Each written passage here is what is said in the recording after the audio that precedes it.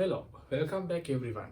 අද අපි බලන්න යන්නේ ප්‍රශ්නයක් හදන්නේ කොහොමද කියලා. Question form එකක් හදන්නේ කොහොමද කියලා තමයි අද බලන්න යන්නේ. බෝඩ් එක බලුවම ඔයගලන්ට තේරෙනවා වාක්‍ය ටිකක් තියෙනවා. ඔයා පන්ති යනවා. අපි ක්‍රිකට් සෙල්ලම් කරනවා. පසන් විභාගයට පාඩම් කරනවා. දැන් මේ වගේ sentences දැක්කම ඔයාට හිතෙනවා මේක සරල වාක්‍යයක් කියලා. අපි චුට්ටක් හිතමු මේ වගේ sentence එකක් කොහොමද සිංහලෙන් ප්‍රශ්නයක් කරගන්නේ කියලා. සිංහලෙන් ප්‍රශ්නයක් කරගන්නේ කියලා කොහොමද කියලා චුට්ටක් හිතලා බලමු. ඔයා පන්ති යනවා. චුට්ටක් කල්පනා කරමු. මට මේක ප්‍රශ්නයක් ගන්න ඕනේ. මම මේ කයින් හරි අහන්න ඕනේ. ඔයා පන්ති යනවා. සිංහලෙන් ප්‍රශ්නයක් ගන්න කොහොමද? ඔයා පන්ති යනවාද?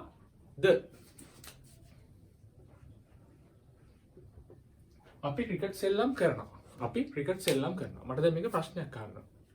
අපි ක්‍රිකට් සෙල්ලම් කරනවාද?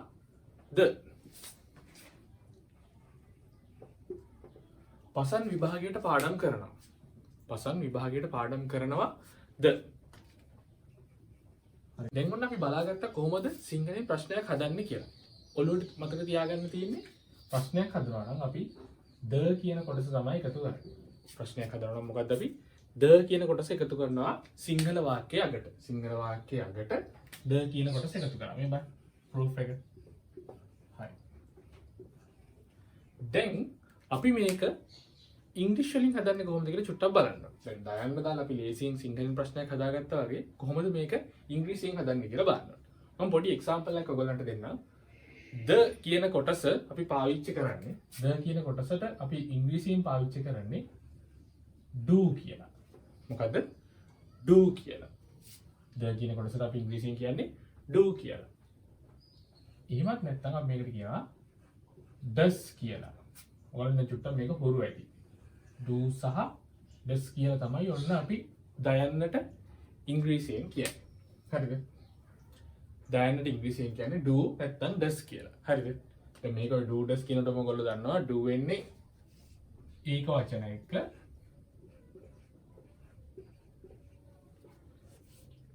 හරි do does කියනකොට මොකද දන්නවා දැන් do වෙන්නේ plural දේවල් එක්ක ඒ කියන්නේ බහුවචන කොටස් එක්ක තමයි do වෙන්නේ does වෙන්නේ singular කොටස් එක්ක. මේ singular plural දෙක කියලා බලන්නේ මෙන්න මෙයාව. හරිද? අපිට ඒව අවශ්‍ය නැහැ. අපි මුලින්ම මෙන්න මේ දයන්න කියන කොටස වාක්‍යයේ නැහැ කියලා හිතාගෙන මෙන්න මේ සරල පුංචි වාක්‍ය තුන ඉංග්‍රීසියට හරවගෙන ඉමු. ඒ කියන්නේ ඔයා පන්ති යනවා. අපි ක්‍රිකට් සෙල්ලම් කරනවා. පසන් විභාගයට පාඩම් කරනවා. ඔන්න ඔය වාක්‍ය තුන අපි පොඩ්ඩක් ඉංග්‍රීසියට හරවගෙන බලමු. ඔයා පන්ති යනවා. You go classes. ඔයා පන්ති යනවා. අපි ක්‍රිකට් සෙල්ලම් කරනවා. කොහොමද? We play cricket. පසන් විභාගයට පාඩම් කරනවා. Pasan studies to the exam. මේක එච්චර අමාරු විදියක් නෙමෙයි. ඒ කියන්නේ අපි සරලව ඉංග්‍රීසි වාක්‍ය ලියන්නේ ඒ විදියටම. ඔයා කනවා. You eat. මම ලියනවා. I write. මම ඇඳුමක් මිලදී ගන්නවා. I buy a cloth. ඔන්න ඔය වගේ සරල වාක්‍ය ටික දැන් ඔන්න හදාගත්තා. දැන් අපි බලමු වැඩියෙන් ප්‍රශ්නයක් හදද්දි මේකට මොකක්ද එකතුනේ කියලා. සිංහලෙන් නම් මොකක්ද එකතුනේ? ඔයා පන්ති යනවා කියන එකට එකතු වුණා මොකද්ද? දයන්න. ඔයා පන්ති යනවාද? අපි ක්‍රිකට් සෙල්ලම් කරනවා කියන එකට එකතු වුණා. අපි ක්‍රිකට් සෙල්ලම් කරනවාද? පසන් විභාගයට පාඩම් කරනවා කියන එකට එකතු වුණා. පසන් විභාගයට පාඩම් කරනවාද?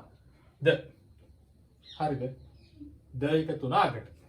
ඊට පස්සේ දැන් බලමු ද එකතු වුණා නම් සිංහලෙන් අගට ඉංග්‍රීසියෙන් එකතු වෙන do හරි does හරි. හැබැයි මෙතන මතක තියාගන්න තියෙන්නේ සිංහල වල නම් සිංහල වාක්‍යයේ නම් ද එකතුනේ අගට ඉංග්‍රීසි වලදී ද කියන එකේ තේරුම තමයි do නැත්නම් does. දැන් ඔයාලා දන්නවා do does කොහොමද එන්නේ කියලා. ඒකේ ඉංග්‍රීසි වලදී එකතු වෙන්නේ do or does කියන එක වාක්‍යයේ මුලට. ඒක ඉතාල වැදගත්. වාක්‍යයේ මුලට තමයි එකතු වෙන්නේ. හරිද? දැන් අපි බලමු මෙන්න මේ වාක්‍ය තුන කොහොමද අපි ප්‍රශ්නයක් විදියට හදාගන්නේ කියලා. ඔයා පන්ති යනවා කියන්නේ you go classes. හරිද? දැන් මට මේක ප්‍රශ්නයක් අහන්න ඕනේ. මේකේ ප්‍රධාන noun එක තමයි මේ noun එක තමයි ඔයා. හරිද? ඔයා කියලා කියන්නේ අපි හැමෝම දන්නවා plural වාක්‍යයක්. ඒක basic English. ඔයා කියලා කියන්නේ plural noun එකක් තියෙන වාක්‍යයක්. මම දැන් ගෝ plural නම් මොකක්ද දෙන්නේ? do. බහුවචන නම් එන්නේ do. ඔයා කියන්නේ ඉංග්‍රීසි වලදී බහුවචනයක්. බහුවචනය නම් එන්නේ do. do එන්නේ කොහෙටද වාක්‍යයේ? ඉංග්‍රීසි වල නම් මුලට. ඔයා පන්ති යනවද? එතකොට කොහොමද දෙන්නේ? You go class කියන්නේ ඔයා පන්ති යනවා. ඔයා පන්ති යනවද කියන්නේ do you go classes. අපි ක්‍රිකට් සෙල්ලම් කරනවා කියලා කියන්නේ we play cricket. දැන් බලනවා අපි මේක අපි ක්‍රිකට් සෙල්ලම් කරනවද කියලා කොහොමද ඉංග්‍රීසියෙන් හදාගන්නේ කියලා. බැලුවා වගේ මුලින්ම main noun එක අපි හරි. එහෙනම් do the does දෙන්නේ. අපි කියන්නේ බහුවචනයක්. do the does ද අපි කියන්නේ බහුවචනයක් නිසා එන්නේ do. එතකොට මුලට එන්න ඕනි. we play cricket කියන එකට do we play cricket. Do we play cricket? ප්‍රශ්නාර්ථය. හරිද? පසන් විභාගයට පාඩම් කරනවා. පසන් විභාගයට පාඩම් කරනවා. Pasan studies to the exam. මේ IES කියන එක ඔයගොල්ලන්ට මතක ඇති. ඒක වචන ක්‍රියාපදයක් තියෙනවා. ඒක මම කලින් ලෙසන් එකේ තියෙනවා. චුට්ටක් ගිහලා බලන්න. IES එක ආවේ මෙතන එක්කෙනෙක් නිසා. හරිද? දැන් පසන් විභාගයට පාඩම් කරනවා කියන්නේ Pasan studies to the exam. මට අහන්න ඕනේ පසන් විභාගයට පාඩම් කරනවාද? කොහොමද දෙන්නේ? do the does දෙන්නේ ඒක වචන නාමපදයක් නිසා මෙතන පසන් හින්දා මෙතන එන්නේ does.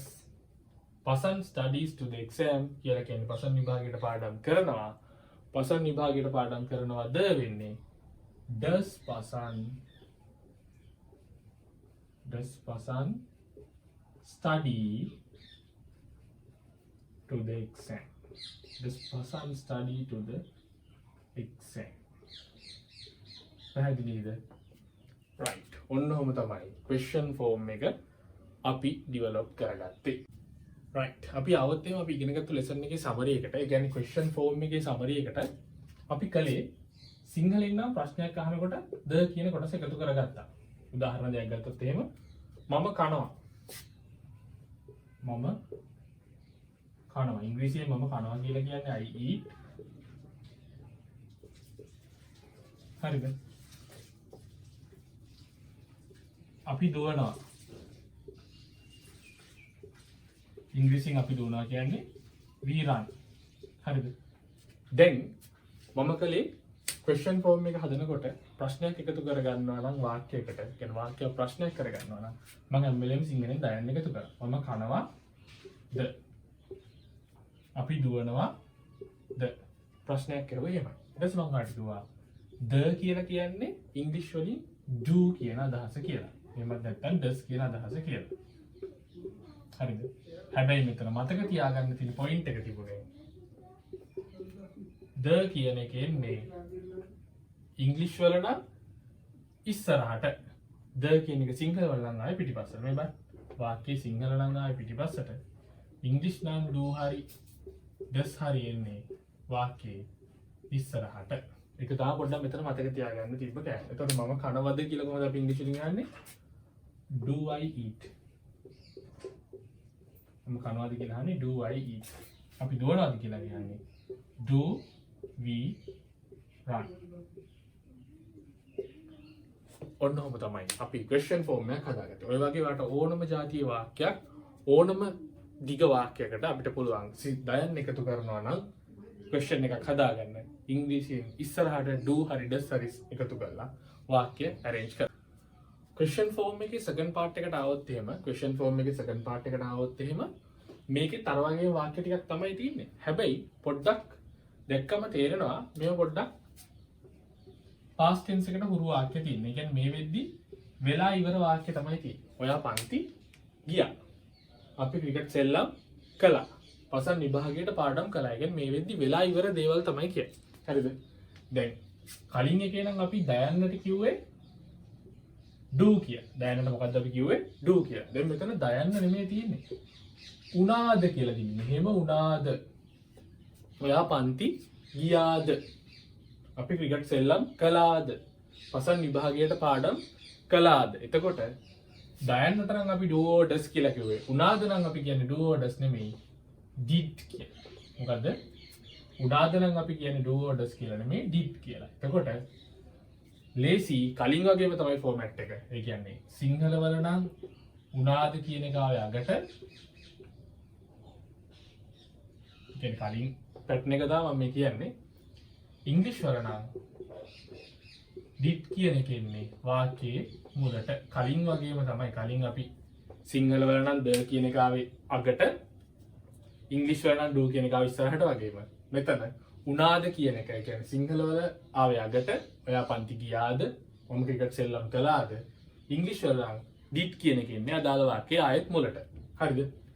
ඊට පස්සේ අහන්න පුළුවන් මේ වාක්‍යයේ ටෙන්ස් එක අපි දැන් ගියා කියන එක අපි went කියලා දාන්න ඕනිද? දැන් කලින් නම් අපි කිව්වා ඔයා පන්ති ගියාද කියලා කියන්නේ වෙන විදියකටනේ. අපිට එහෙම අවශ්‍ය නැහැ.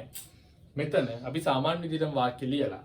මොකද උනාද කියන සම්පූර්ණ කොටසම අපි did වලින් අහනවා. ඒ කියන්නේ ඔයා පන්ති ගියාද කියලා අහන්නේ අපි ක්‍රිකට් සෙල්ලම් කළාද නැත්නම් පසන් විභාගයට පාඩම් කළාද කියලා අහන්නේ.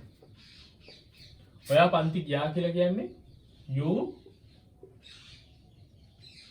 go classes. මෙතන ඔයා පන්ති ගියා කියලා නෙවෙයි ඔයා පන්ති යනවා කියලා තියෙන්නේ. එතකොට ඔයා පන්ති ගියාද කියලා අහන්නේ did you go classes. එතකොට අපි මෙතන ළමයි ටෙන්ස් එක ඕනි කියලා මෙතන go එක වෙනුවට went දාන්න අවශ්‍ය නැහැ. හේතුව තමයි මොකද අපි උනාද කියන ෆෝමැට් එක කියන්නේ question form එකකින් කියන අතීත කාලයෙන් මෙන්න මේ question form එකකින් හංගවන නිසා. පැහැදිලිද? ඒ කියන්නේ ඔයාලට මෙතන ගියා කියන ඉඳ went දාන්න ඕනේ කියලා කවුරුහරි ප්‍රශ්නයක් ඇහුවොත් එහෙම ඒව අවශ්‍ය නැහැ. මොකද අපි ඒක did කියන එකෙන් past tense එක පෙන්නන නිසා. එතකොට අපි ක්‍රිකට් සෙල්ලම් කළාද වෙන්නේ did we play cricket? Did we play cricket?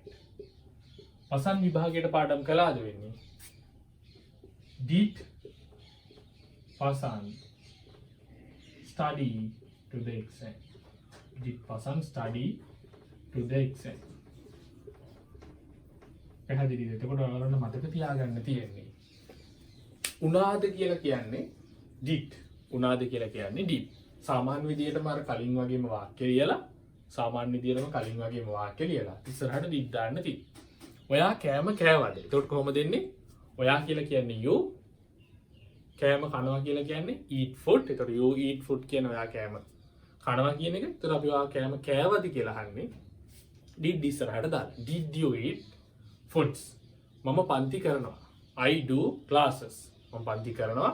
මම පන්ති කළාද කියලා අහන්නේ did I do classes? Did I do classes? මතක තියාගන්න තියෙන්නේ එතකොට did කියන එක, ඒ කියන්නේ උනාද කියන එක අදාළ වාක්‍යයේ ඉස්සරහට එනවා ප්‍රශ්නයක් හදනවා නම්. මේ පැටර්න්ස් ටික ප්‍රැක්ටිස් කරන්න සරල වාක්‍යවලට do or does කියන එක වර්තමාන කාලේ නම් දාලා ප්‍රශ්න හදන්න. අතීත කාලේ නම් did කියන එක දාලා ප්‍රශ්න හදන්න. මෙතනින් ප්‍රැක්ටිස් කරගන්න ඔයාට ඕනම જાතියේ question එකක් අදින් ඉඳලා හදාගන්න පුළුවන්.